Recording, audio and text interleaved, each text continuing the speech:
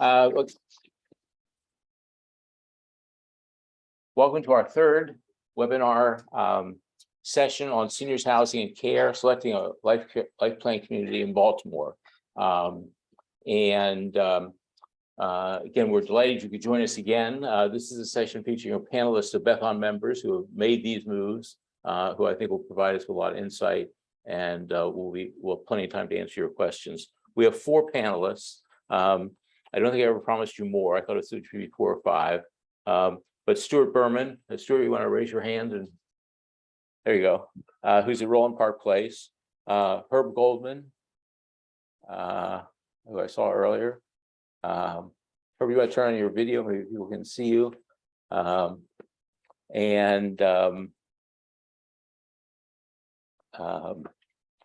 Katz from Pickersville, who's there.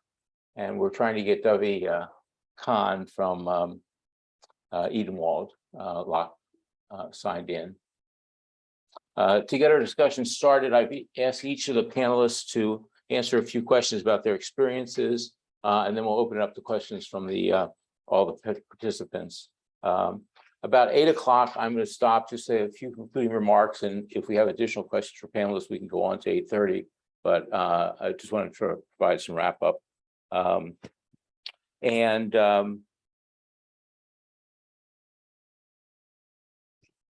The first 2 sessions have been recorded, already posted on the Beth Am website. We'll get the third one posted. We'll send you a notice what those are, so you can come back to them, refer them to friends if you want. And we appreciate your patience in us getting comfortable with the technology and sort of revising this presentation as we go, based on your interests. Okay, with that, Stuart, do you want to start maybe just to go through some of those questions we asked, and we'll go switch to the other panelists.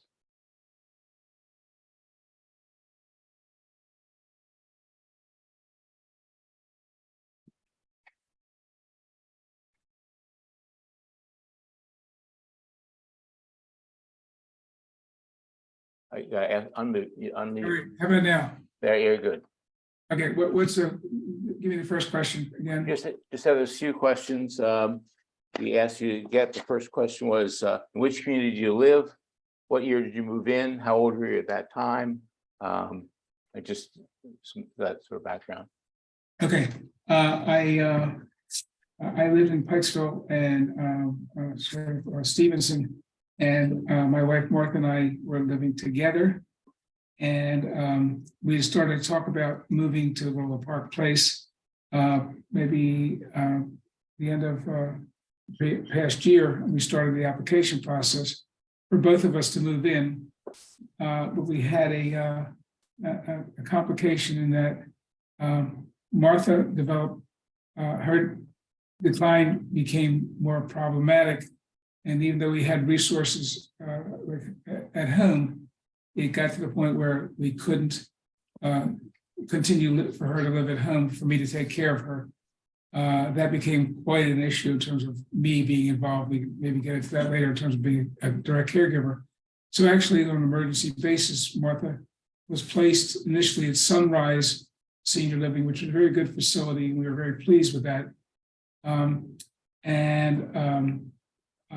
Initially, she didn't meet the criteria for, Roland Park Place wasn't sure they could meet her needs. So we did some other things in terms of trying to clarify her needs, which meant a placement at Levendale for an assessment and evaluation. So she started off at Sunrise, and then I moved here. And I can't hear him. Okay. Unmute. He's fine, coming through loud and clear. If you So I moved into Roland Park Place on June the 13th. The move was seen. I can't get any sound. Pardon me? Who's asking that question? All right, so I moved into Roland Park Place on January 13th. And real quickly, Martha had been at Sunrise for several months and developed a medical complication and ended up in the hospital for about 12 or 13 days. At that point, we were able to review her status, and she was subsequently admitted to Roland Park Place, where she's in a continuing care, long-term care unit because she needs assisted living, and I'm in independent living. I don't know what you're saying. What I have now is a picture of the people, some guy, a big one, the guy that's Okay, All sorry, right. sir, go ahead. So again, we're both in the same facility. I'm in independent living, have my own apartment. And Martha is in one continuing. says stop video. Yeah. W, you got to mute your. Okay, go ahead, sir. So again, so we're both in the same facility. And before here, I was going back and forth on a daily basis to see Martha. And so I am very pleased that she's here. And I didn't want to move in here to ensure that Martha's needs were being met adequately. And this raises other kind of questions in terms of so that if something were to happen to me, to ensure that her care is she receiving the quality care that she needs and deserves with grace and dignity. So we're both in this at Roland Park Place, and an adjustment for Martha and for me for her being here. So let me, before I talk too much, maybe even more specific question, Jerry, or do you want me to? Yeah, just one or two more, and then we'll move on to the rest. So why did you select Roland Park Place over any others, or did you consider others? Okay, we looked at other facilities, and a couple of things for me. I knew about Roland Park Place, and I knew that other Beth Am members were here, and several are still here. And living in Pikesville and Stevenson, this is a relative close proximity to Beth Am.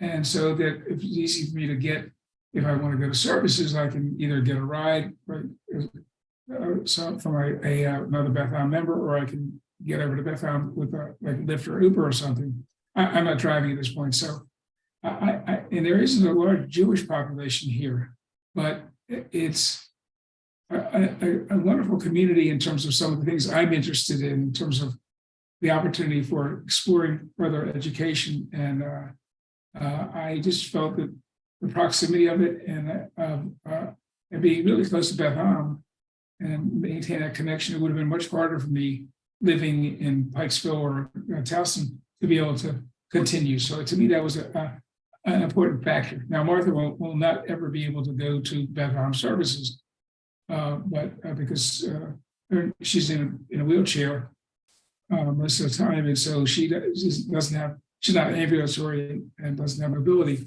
So, but for me, the proximity, but also the quality of the care and the possibility for being independent living, and then possibility for step down if I were to require private duty, if I were need at some point as I get older to have to move to a memory care unit or to assisted living. There are multiple levels of resources. Let me just address them quickly. A couple of weeks ago, Martha was diagnosed with COVID, and the staff responded very quickly. They let me know right away. She was actually in isolation for 10 days. And I immediately got a test here. So I'm talking about the quality of medical care. And I got a test and I was negative and able to monitor. So the support services here, I think, other than the social aspects, the support services and medical care is very responsive. The infrastructure and architecture for support is here.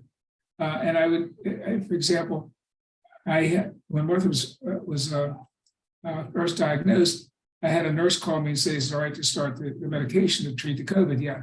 The next day, the doctor called me to make sure that I had the POA, the power of attorney, to start to actually administer the medication to talk about drug interactions. And I was really impressed by their ability to monitor her progress carefully, looking at drug interactions, EKG. So I'm very impressed with how, and I knew some of this beforehand, but it really been validated since I've been here.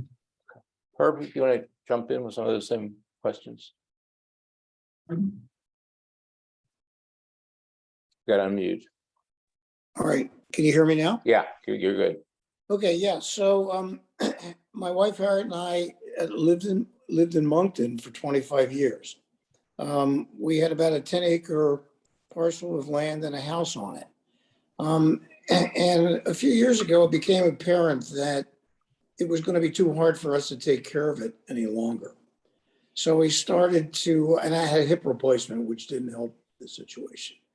So we started to look around. We thought perhaps we would just buy a condominium somewhere, um, sell the property and live in an apartment. But it seemed like for us, we might have to move twice if we did that because we would not have the life care services. So we decided to start exploring life care communities.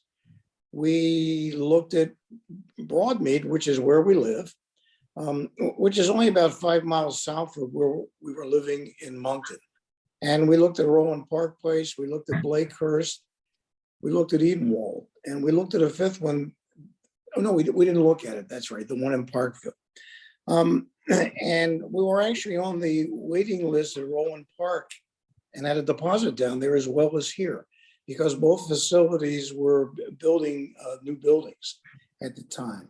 And we ultimately chose Broadmead for a number of reasons. Probably the most important for us is that it very much reminded us of where we live.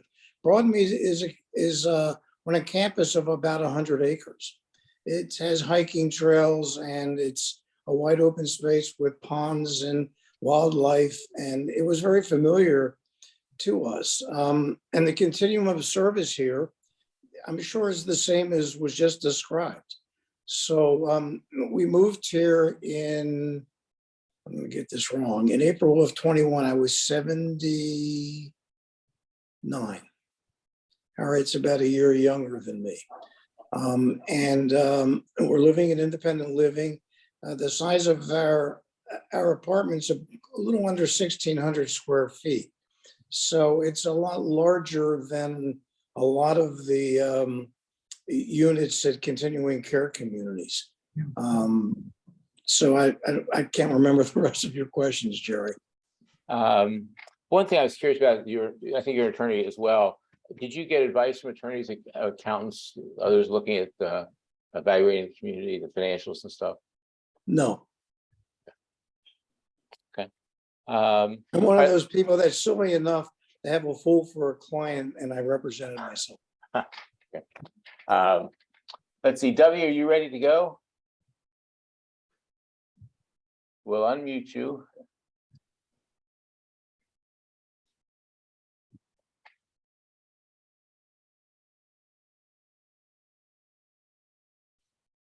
I'm unmuted. There you go. I'm sorry. Okay. So you ready to, can you answer some of the same questions?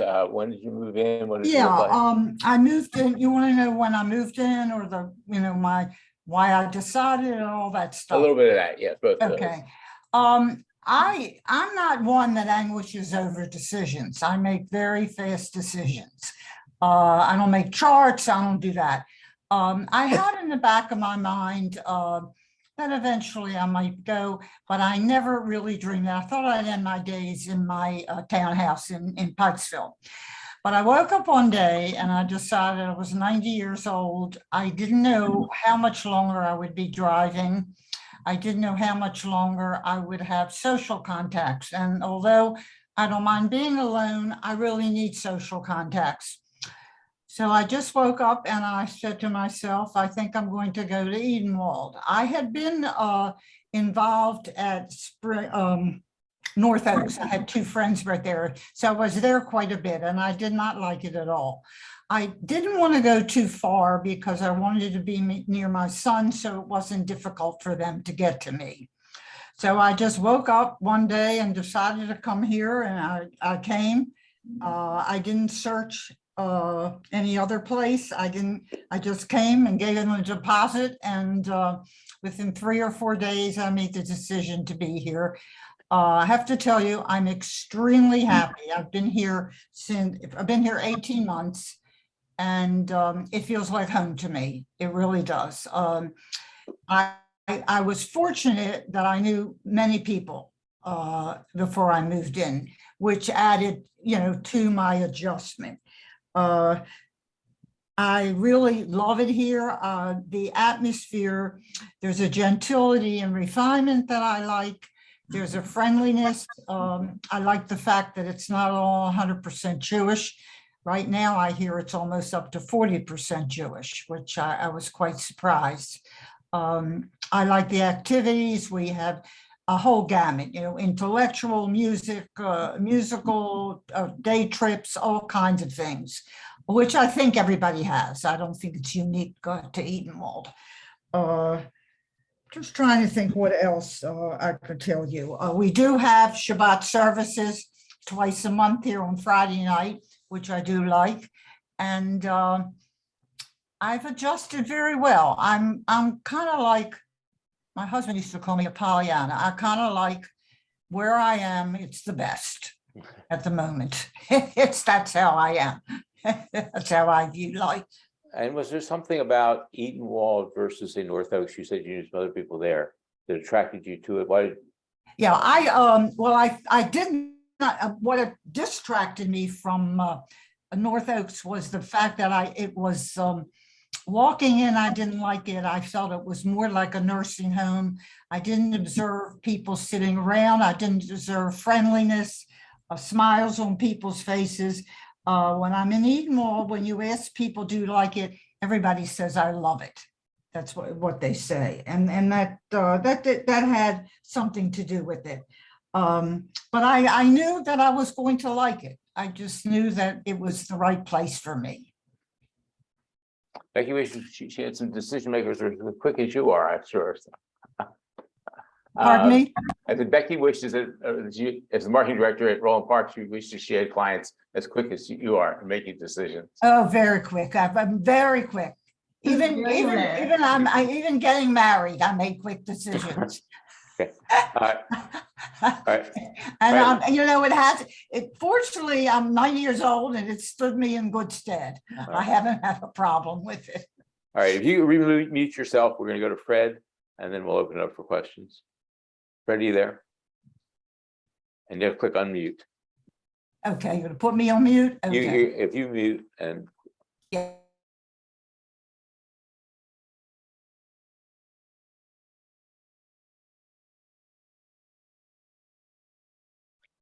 Who are you? You got it? You should be okay now, Freddie. Hello? Yeah, you're good. We can hear you. You want to talk to me? Yeah, please. So can you Okay. tell us. Well, I'm Fred Katz. I am at Pickersgill Retirement Community, which is in Towson. And I'm here with my partner, Renata. We've been here about 9 years, about 8 years of which we were in independent living. And for the past several months, we've been in assisted living. We are overall quite satisfied with our situation. So we are together. Now, how did I select the community?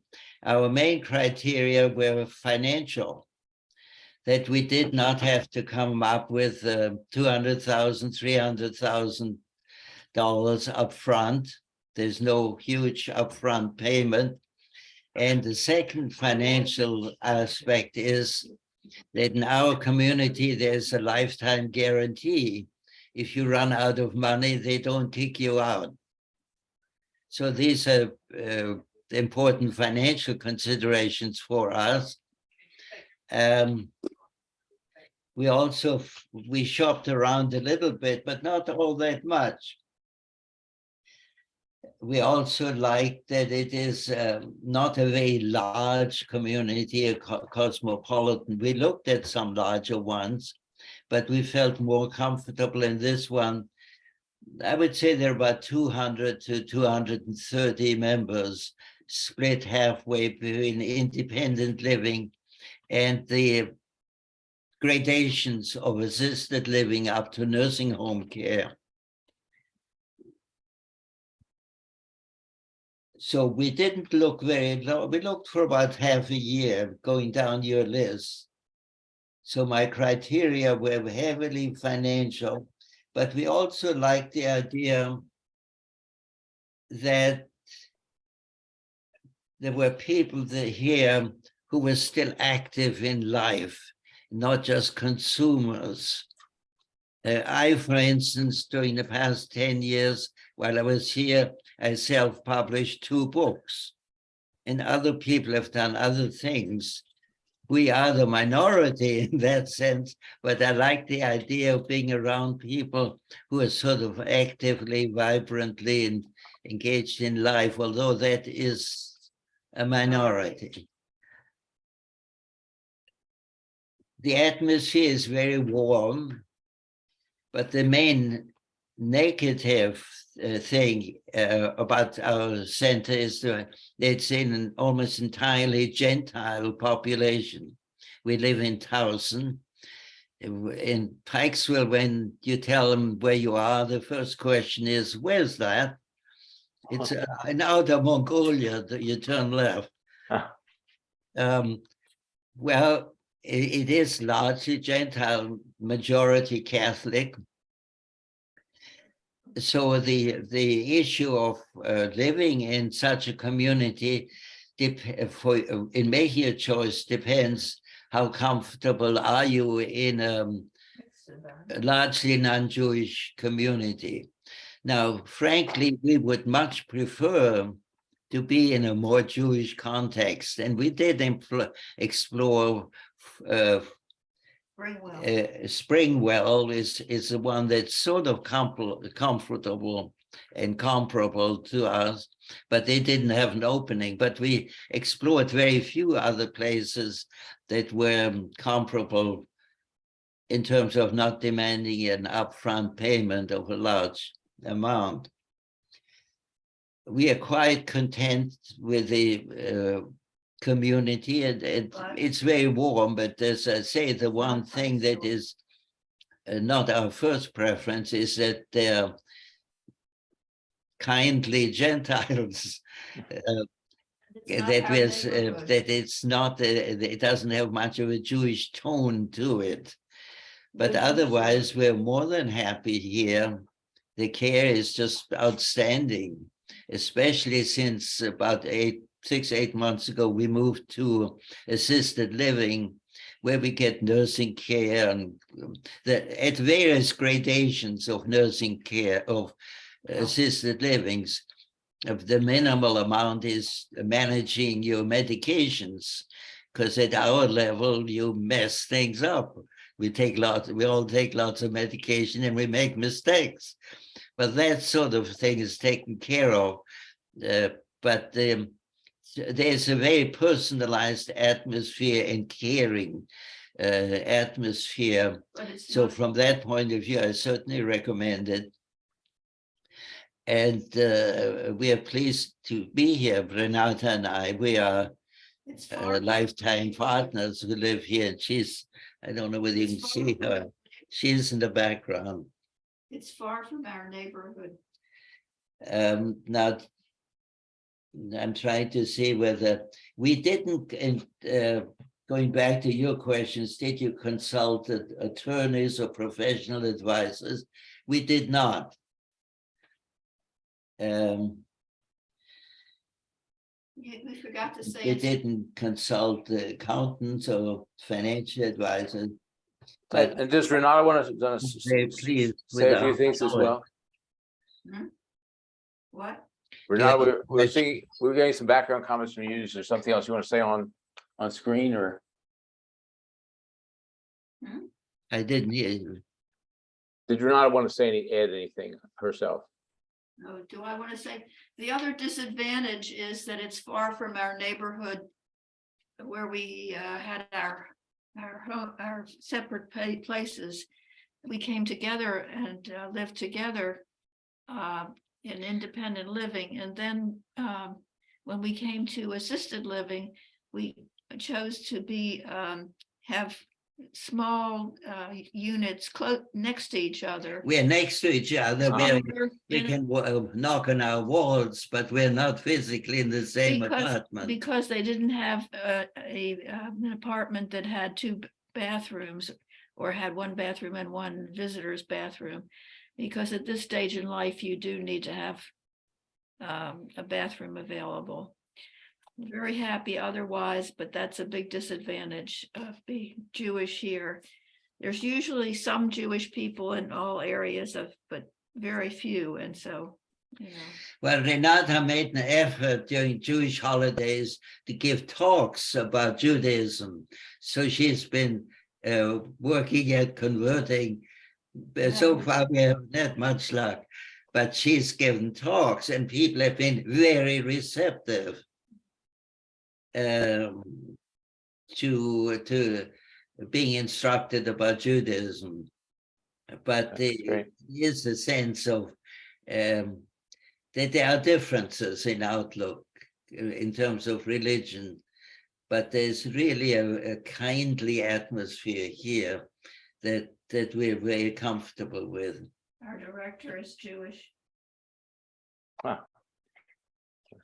Our Okay, well, let me open it up to the panel, or of the participants, and what are the questions you have for our panelists? I'm going to do you can type your chat, you can use your hand raise feature in Zoom. Do you have a comment in chat? Pardon? My hearing is really lousy. They're opening it. Uh, Oh, They're opening it. well, as you know, my personal story is that I'm a Holocaust survivor and all the trimmings that go with that. And the people are very interested in my story. Okay. And They're opening it up to questions. what We're going to open it up to questions from the participants. Joe, did you have a question there? yeah, Yeah, and if I could, I'm going to direct my question to Dovey, Yes. who was kind enough to greet Sharon and myself for dinner one evening at Edenwald. So I'm interested in some of the mechanics once you make a decision. Let's say we were to tell Edenwald, okay, we like this particular unit. And so let us know when it becomes available. So once you get the news that that's the case, that it's available, what was the experience like for you? Oh, well, fortunately, when I came, there was something available for me, which helped because I would have been very unhappy if I had to wait.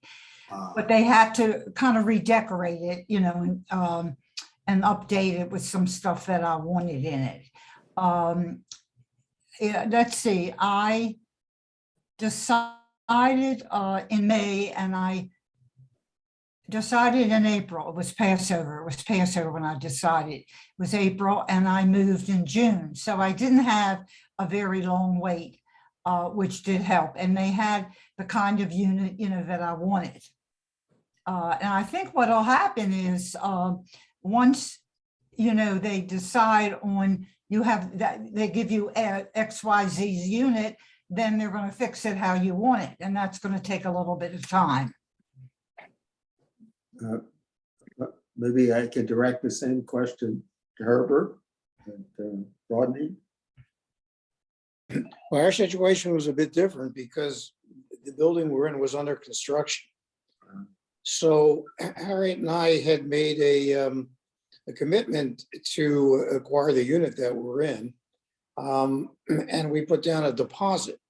I would tell you the amount, but honestly, I don't remember. It might have been 10 or 20% of the purchase price. And because of COVID and supply line issues, and et cetera, the completion kept getting pushed back. But our situation was sort of unique in the sense that we were right at the beginning of COVID when it was very hard to get inoculations.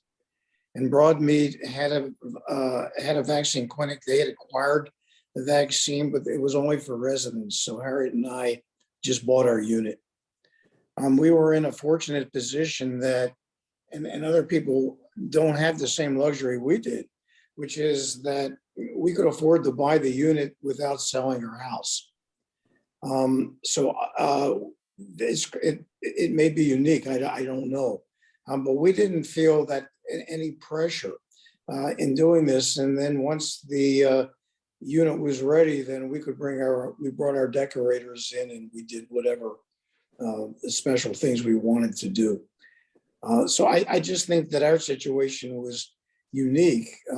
I don't know what would happen if you bought an existing unit here right now. I suspect you would be given a couple of months to settle and get in here. Can I jump in on this one? Please. And it's pretty typical of most communities, the Life Plan community, is that when you select your apartment, you put down 10% of the entrance fee, and then typically have I know Roland Park Place, and this is probably typical of most communities, have a 90-day window to take occupancy. Thank you. Sorry, I forgot. And I think one of the things that was going on, as Herb mentioned, and Becki as well, is both Roland Park Place and Broadmead were doing expansion. So then the variety of units is much more, you've got a lot more flexibility and choice and that sort of thing than if you're just buying an existing unit. Occupancies are going up across the board. Other questions? I have a question. Yeah. Sure. Okay, I'm not sure I have the right verbiage, but I understand that there are A and C contracts, and one prepay and one prepay your healthcare and what you don't. I'm curious of the people who have, are living in the units, what plan you chose and why.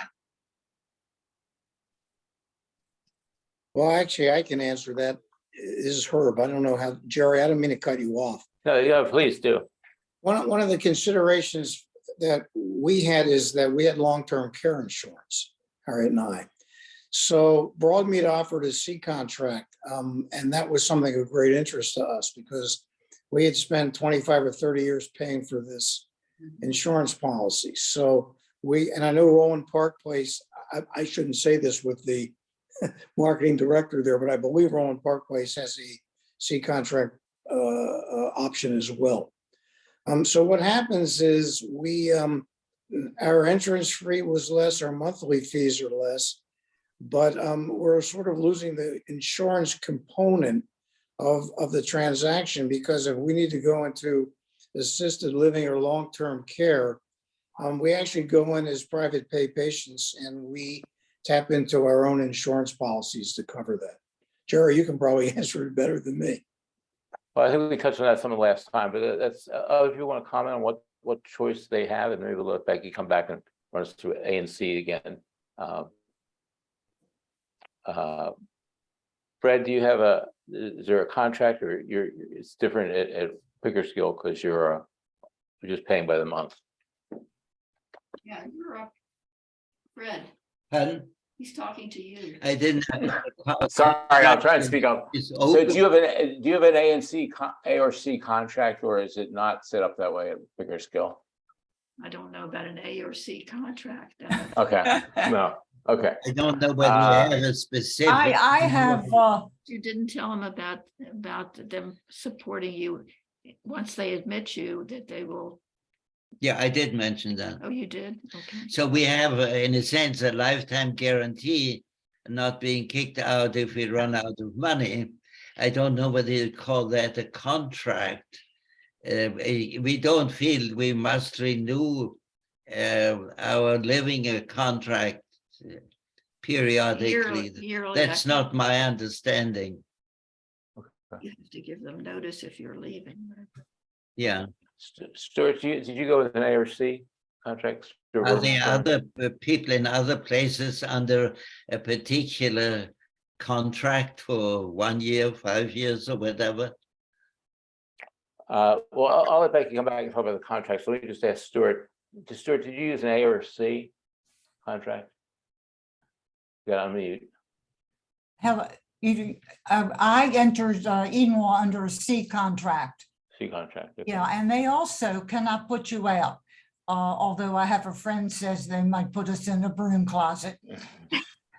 But they can't put us, but and they have, several levels. They have, I'm in independent living, there's assisted living, there's nursing care, there's dementia, there's several facilities, which I looked into briefly because I kind of like ignore that's never going to happen to me. And I understand they're quite good. That they're quite good in the nurse, particularly in the nursing care. Okay. And Duffy, did you have long-term care insurance as No, well? no, we never did long-term So you insurance. still thought a C contract was better for you? Yes, yeah. All right, Stuart, how about you? Do you have? Yeah, we have long-term care, and in independent living, it's out of pocket, and I'm paying for it. And actually, every long-term care insurance policy is different. Ours is fairly good, but there's an exclusion period, and the facility is only for assisted living care. And the facility had to qualify. There was some paperwork, just took a little while. And so what happens is I pay the bill every month for Martha, as well as I set up my payment, other than my monthly payment is set up through an ACH, so it's automatic withdrawal. Now for Martha's, I pay the fee, and then we submit the long-term care, and we get a reimbursement for about 80% out of pocket. So, Okay. so again, Martha had to qualify for it, and then the facility, Becki probably addresses better, had to qualify to be able to submit the bills, and it just took some time to be able to work out logistics. And my situation is probably. I have a long-term care policy. It seems to be very similar for the first three, after you're in assisted living. In independent living, it doesn't apply. All right. After you get to assisted living, the first 3 months, they pay nothing. For the next 18 months, they pay roughly a third of your expenses for that month. And every month they have to submit the expenses, but the long and the short of it is they pay roughly 1/3 once you qualify. In other words, it doesn't pay to live very long. Right. The other thing is that Medicare will only cover certain things. And so when Martha was in the first it came in, as long as she was using physical therapy and occupational therapy, Medicare covered that, but she resisted using it, so we lost the Medicare coverage. The other thing is that I speak to my financial advisor, and by the way, Jerry was very helpful to me, giving me advice in terms of different facilities like Springwell, and talked me through the different options. But what happened is, I was going to say that working out well, let's go on. I'll call the thought in a minute. So let me just make a couple comments about long-term care, and then Becki can come back and talk about A and C. Typical long-term care policy, there's a couple of factors. One is you can buy it for a certain period of time. Like you can buy 5 years, you can buy 10 years, you can buy open-ended. The costs obviously vary.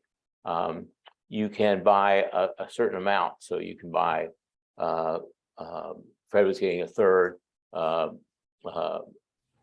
Stuart was saying he's getting 50%. You buy it, you buy a certain level per month.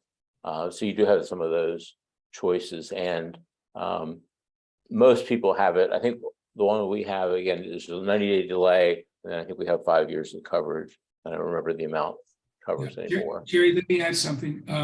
My financial advisor told me obviously to keep careful records of any kind of medications, even though I'm in independent living, that it's possible that depending upon my needs, some of that may have some positive tax consequence for me, even though I'm not, at this point, and somehow that again, every situation is different, but he works very closely with my accountant. It's possible that some of this I'll be able to declare on taxes that may be helpful to me. So Jerry, you would have much more experience. Right. And again, we don't want to provide tax advice, but Right. basic tax laws, if your healthcare expenses exceed 7.5% of your income, you have the opportunity to take those deductions. And again, that can be a portion of your monthly fee if you're in assisted living or higher levels of care. It can be, as you say, medications and other things. Becki, do you want to add some things on ANCs and long-term care if you like? Yeah, just kind of just go back over, but you have it correctly in that the type C contract means that you're going to be paying a lower rate in that independent living setting because you're not prepaying for that future medical cost. So you're going to be paying market rate. So you pay as if you came directly into that level of care under the type C or fee for service contract. The life care is the type A contract. And what that means is that you're going to be paying a higher monthly fee when you're in the independent living setting, but it's going to prepay essentially for some of that future healthcare cost. So from a tax perspective, that monthly fee, a portion of that monthly fee can be considered a medical expense because you're prepaying for future expense. But it sort of manages the increase in the future should you need assisted living or skilled nursing. So if you do have a long-term care insurance policy, it's really can be pretty smart to take that type C because you've already bought yourself the type A in some ways. So that's kind of mimics that. But my understanding is that Pickersgill is more of a rental community, so you pay as you go, I would imagine. And I think most of the communities do have a benevolent fund. So if you outlive your resources, that there's a fund that can kick in and help cover the expense. And this may be too lawyerly a question, but my assumption would be is a type A contract is a stronger commitment to funding than the benevolence. Benevolence is a charitable fund within the community, but they don't have a contractual obligation to take care of you forever. Is that fair? Right. I mean, and most of the communities, were started as,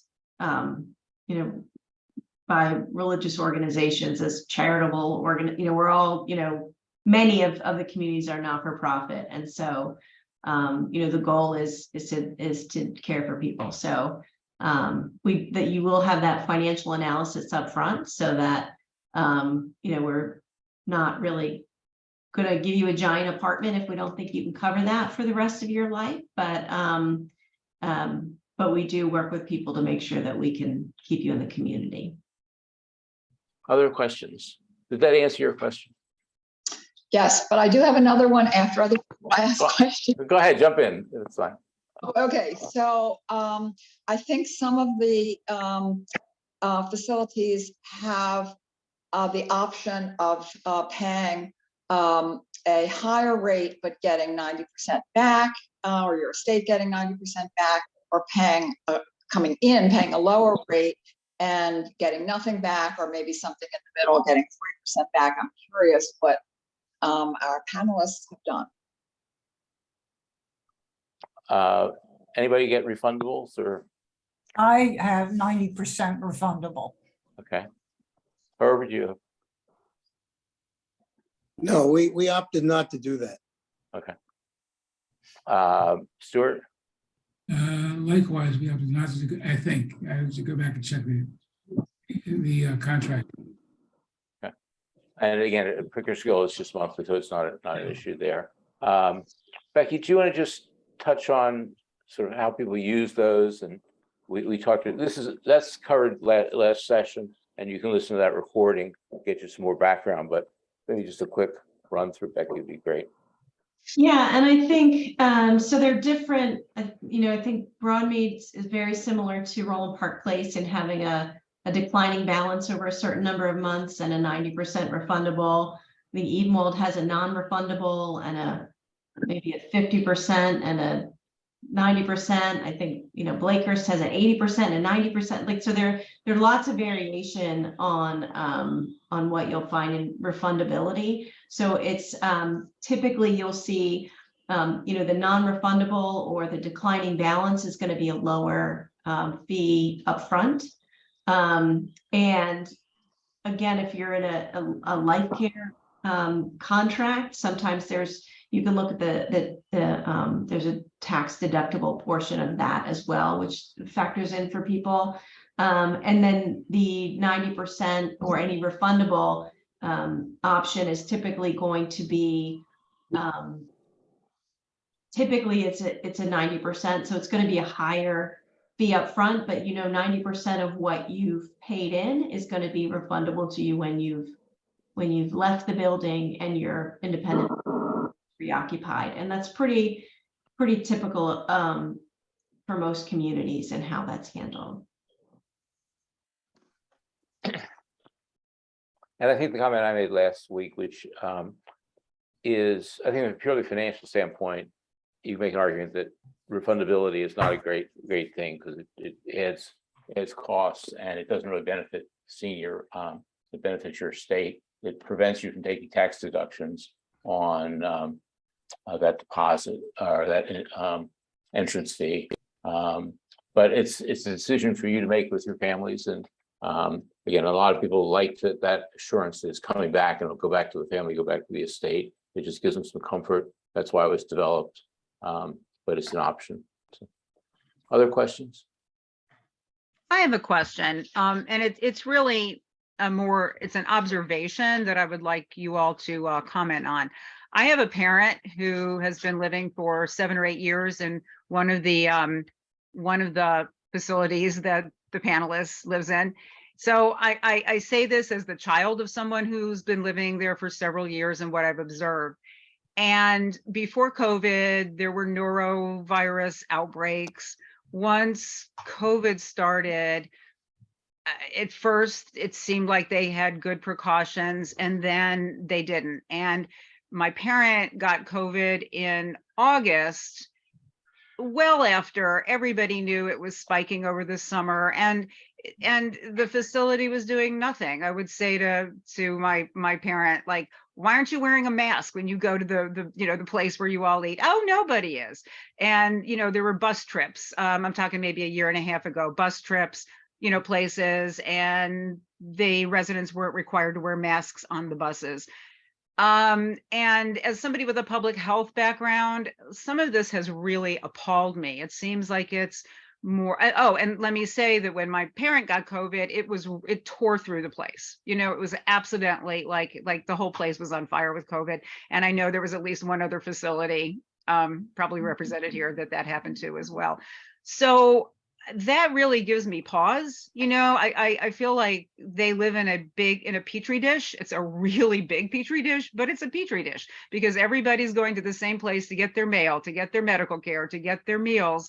And I've been a little appalled at how the administration seems to be reactive and not proactive to something like this. So I would like your comments on that, please. I would like to comment on that. What Lenore just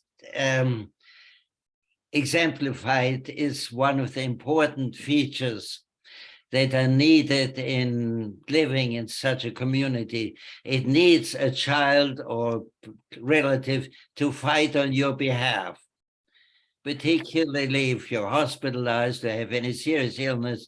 It is just crucial that there's somebody who fights on your behalf. And this can happen to anybody. And what she just stated is perhaps not so unusual. Now, perhaps relatives sometimes may have an exaggerated view of what's going on, but it is very important to remain in touch with a child or close relative, hopefully who lives nearby and can interfere or intervene and fight on your behalf, because you are personally not in the best of condition to fight on your behalf when you get sick. So I just wanted to underscore what she was giving here as an example. And I also want to talk about COVID prevention or at their facilities. Can I jump in? Sure. I had COVID quite, I think last October, not badly. They insisted, I had to stay in my apartment. I could not leave the apartment for 10 days, and everyone that was with me within a certain amount of time was quarantined for a certain amount of time. I think they take it quite seriously here at Edenwald. Sometimes I think they, overdo it. If you have been exposed to someone who has COVID and who was quarantined, you have to wear a mask at all times, and you cannot eat in any of the facilities because you have to take your mask off to eat. They're quite strict here. Very, very, I find them quite strict here. And they'll bring the food to your room, right? So Yes, they will bring the food to your room. Yes. Anyone else want to comment? All right, let me say one thing about it. So I since I retired, I've done consulting, and two groups I worked with. One is NIC, which is the National Investment Center for Seniors Housing Care, which is based in Annapolis and puts out statistics every month about occupancy and rates and does a lot of research. And I also was working with NORC, which is used to be the National Opinion Research Center, affiliated with the University of Chicago. It's a big survey research firm. So they were engaged to try and figure out how much better or worse seniors housing did compared to the people in the community in terms of managing COVID. It was extremely difficult to do because states did not keep consistent records with the feds. If you had someone that died, it was not clear whether they had been in a seniors housing or had been in their home, or if they'd been in senior housing, what type of senior housing it was. The preliminary results were done on just 6 states where they could line up the data and go back and determine which type of facility people were in. The results of that study basically said that life plan communities, the CCRCs, did as well as people in the general population. The places where it got worse was skilled nursing or skilled nursing component of the building and in memory care. And the reason is because memory care, skilled nursing, you have really trouble getting people to be compliant with masks and that sort of stuff.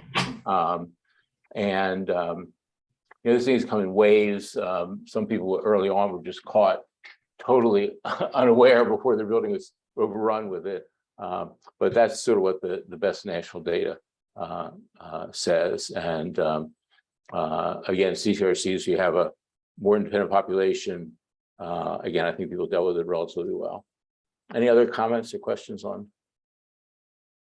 Oh, one other point I touched on, I think, last session, but if you don't have anybody that can be in your corner, as Fred was saying, there are organizations you can get, and I think we touched on this, to provide sort of a case manager for someone, so you can have an independent advocate if you want, and they can afford it.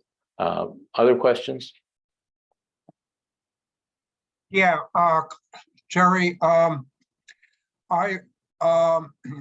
do these different facilities Sure, we lost you. when you stop driving yourself, how do these facilities compare in providing transportation to, say, medical appointments or cultural or sporting events, say, in the city? Well, our center has really a beautiful arrangement for that. We have somebody in charge of making the appointment for you and arranging transportation that the center supplies and takes you there and brings you back. But it has to be, in this case, within a 5-mile radius. But in principle, this is a very adequate arrangement that they not only make the appointment for you when the doctor is available and so on, but getting you there and back. Here at Edenwald, we have a 10-mile radius for doctor's appointments and for any other appointments. You can arrange for transportation free within a 10-mile radius. It was something that's just flew out of my head, but I can't remember what. At Roland Park, well, Dovey's thinking, at Roland Park, we have we make our own appointments. And there's, we sign up like at least 24 hours in advance to get a ride, and it covers doctors, dentists, vision appointments, hearing aids, in terms of getting, but it's a 10-mile radius. And anything I want to do myself, for example, if I'm taking a class outside of RPP, I pay a Lyft ride. They have an arrangement with Lyft that's a little less expensive than Uber. They will make the appointment, and if I go somewhere, I just call, they pick me up, and usually the Lyft ride comes within 5 minutes, sometimes like 1 or 2 minutes. So, and again, any scheduled activities like a field trip or to a museum or a movie or something, we sign up. They provide bus transportation for us. Yeah, Broadmead, because we're spread out on almost 100 acres.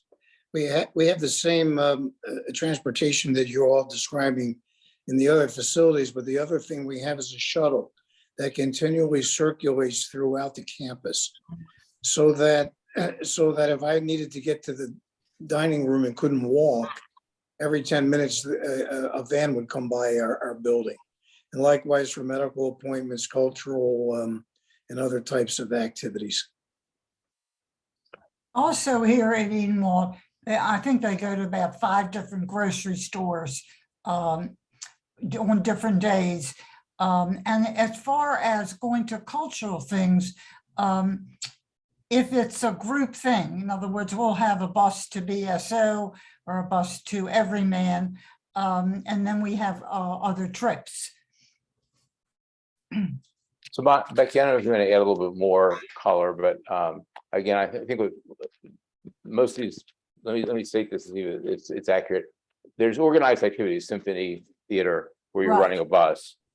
There are doctors' medical appointments where they're providing transportation, sometimes paid, sometimes it's included. I think at Roland Park it's included. And then there's the Lyft service at Roland Park as well. So is that?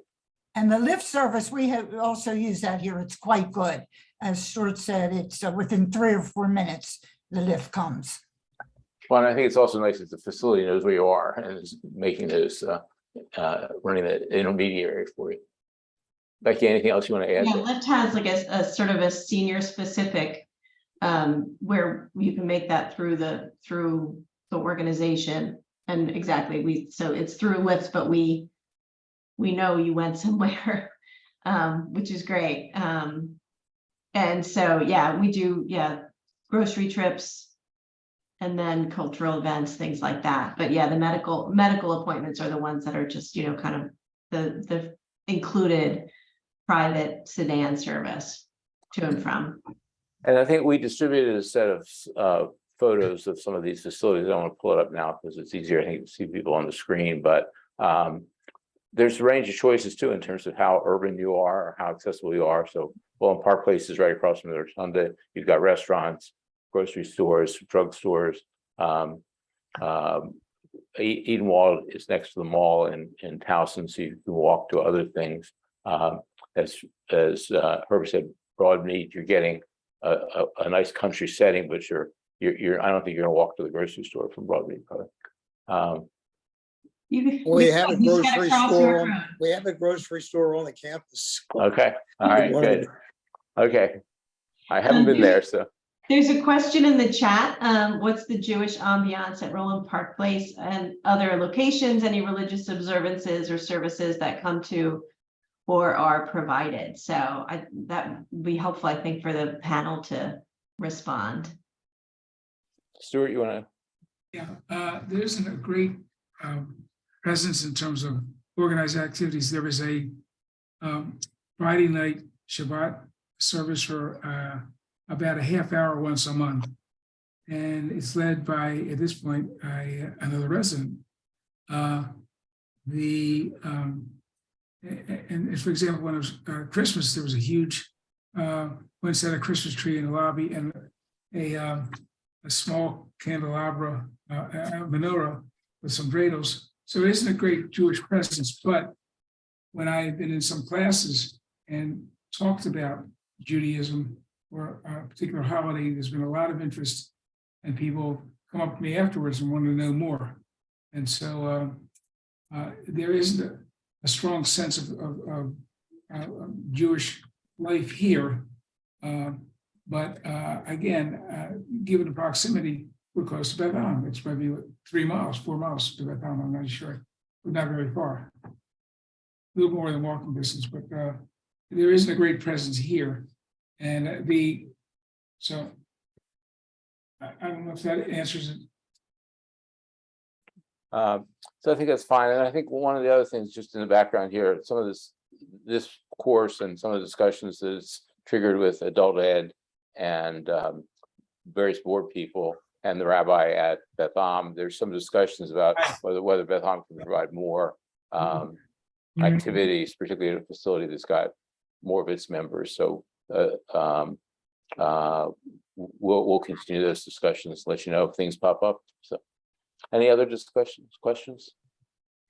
Well, Oh, can I jump? Oh, sorry. Can I jump in as the staff Sure. from Beth Am on the call? We do also have, since we have upgraded our Sidorim, we do have the previous Sidor Sim Shalom that we are happy to donate. We actually just donated a number of them to a care facility that wanted to have one of the children of the people there were offering to do services there. So if you ever want something like that, we do have them. We're happy to donate them. They're just sitting in boxes in our building and on shelves. So so if that's something that appeals to you, please let me know. You can email me and I will help make sure that gets to you. Great, thanks. Jerry, real quickly, I'm going to have to sign off in just a minute.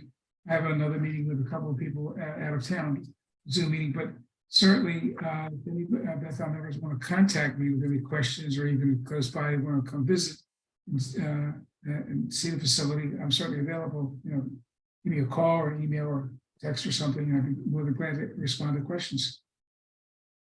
Okay. All right, thank you, Stuart. So let me just throw out a few closing remarks, and then we'll come back to any questions. Again, thank you for joining us for this first senior housing care webinar and bearing with us while we worked out some of the kinks. We've gotten better, I think, over time. Our first two sessions, as I said, are posted on the Beth Am website. The third one will be up there shortly. I think some of the key takeaways that I just wanted to come back to. Very few seniors like researching and shopping for seniors housing and care. But doing this research in advance of a health issue or the loss of a spouse or caregiver allows the senior to select location, the care provider, the apartment, the environment, the services, the amenities they value. So again, we think it's very useful to plan ahead and very useful for you to take the initiative in terms of providing guidance to your families as to what you're looking for. Moving is traumatic, but a move to a life plan community is easier when a senior is in good health, has a spouse, friends, or families that can help with the transition. Planning ahead reduces pressure on the family members to make decisions without understanding your preferences. The true cost of a planned community, we got into this last week, is not that much more than staying in your home when you factor in the cost of home care and the equity you've got invested in your home. And we go through that math in the slide deck. There's an article we'll send along to you in today's Wall Street Journal about the cost of home care and the difficulty of getting caregivers on a regular basis. And that's, again, a strong argument for being in a facility rather than trying to do it on your own. This was made a couple points, but I think Fred said it and other people said it, but senior communities, particularly life plan communities, have residents who are active, intelligent, have a wealth of experience and knowledge to share. And they provide a lot of opportunity for social interaction. Again, we provided some research, but that's really terribly important for seniors' health and is undervalued, I think, by people who often look at a facility versus staying at home. That social interaction you get in a community is really positive and has a positive effect on people's life expectancy, resiliency, quality of life.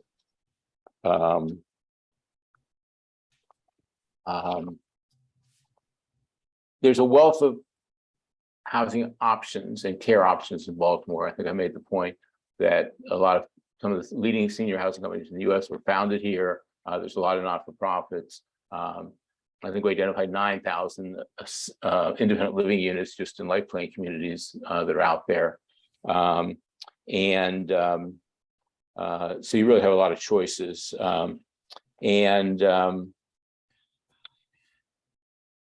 We encourage you to view the moves to seniors housing as an opportunity to be more engaged, healthier, and develop meaningful relationships with others. Again, to make the move positive rather than waiting for a crisis to force you to make a decision. We're going to debrief Becki and Suzanne and I, and we'll provide some additional comments, that information on the home care, lack of staff, we'll send along. And I really would like to encourage you as our first participants to let us know other questions or other issues you'd like us to address. I think someone suggested long-term care insurance last time. I don't know, we're not committed to doing one of these every week, but again, I think if there are other, is interest in a particular topic, we'll see if we can address it. Anything else? Dan, you had a question.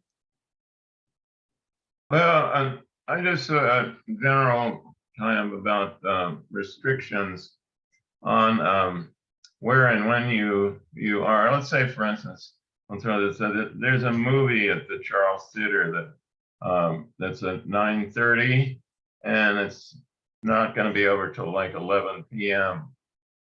So does this cause some sort of difficulty in terms of getting back into the building? I mean, sort of like a later activity you might want to go to either on your own or maybe with a couple of other people.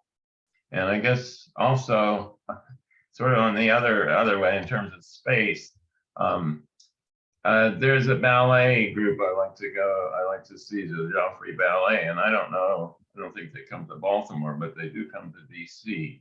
So if I wanted to go to see that, then is that, well, I guess I just have to provide my own transportation, but is that something that's, I don't know, I want to say feasible, or it just seems to me like there's a lot of things to do, but it's in this kind of close radius of existence, if you want to put it that way. Anyway.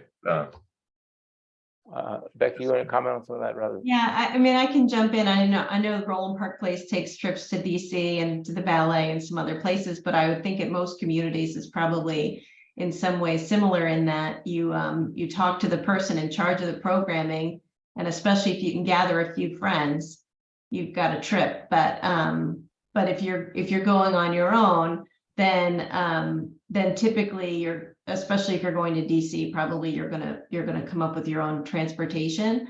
But you can go back into the building anytime you like. And probably even easier at Broadmead. But I mean, it's at Roland Park Place, you've got a key fob to get into the door. If you're not a person holding a key fob, then all the doors are pretty much locked anyway. But at a certain point in night, we ask you to come through the front door. But I mean, you come and go as you please. It's your home. And I think that's, sort of a misconception a lot of people have, and it's part of the COVID restriction too. We, put some things in place, and made recommendations and, strongly urge people. But when you live in independent living, I mean, there are certain regulations that, living in a building require, but overall, it's not in many ways a whole lot different than living in a condo or some other building where, you come and go as you please, you do what you like, you invite your guests. And it just comes with a whole lot of other stuff, amenities and things like that. So it's really not terribly restrictive. I know for Roland Park Place, we've had people feel from a COVID perspective that things were, much too restrictive, and others feel like they're much too loose. So it's tough to walk that line to try and provide the right balance there. But But I think some of these people are living much more exciting lives than you think, because again, the gentleman I met at the Christmas party was headed off to Europe for a month or so, and people are going to Florida doing other things. So you're not locked in, and you're not restricted. So yeah, you go about your life, just as you have it here, you have this safety net, you have this really a great social structure, and a lot of support, which is nice for a lot of people. There is another question in the chat, Jerry. I just wanted to say something about the freedom, if I may. Yeah. Since Harriet and I have lived here, we've become involved in Broadmead's art collection. So in the 2 years we've been involved in hanging 2 exhibitions, we've been to Paris and back, and we were downtown for dinner twice last week. I realize that's disjointed, but that's the amount of freedom we have. Same as in Roland Park Place and Edenwald, I'm sure. So, and we can get in here any time of the day or night.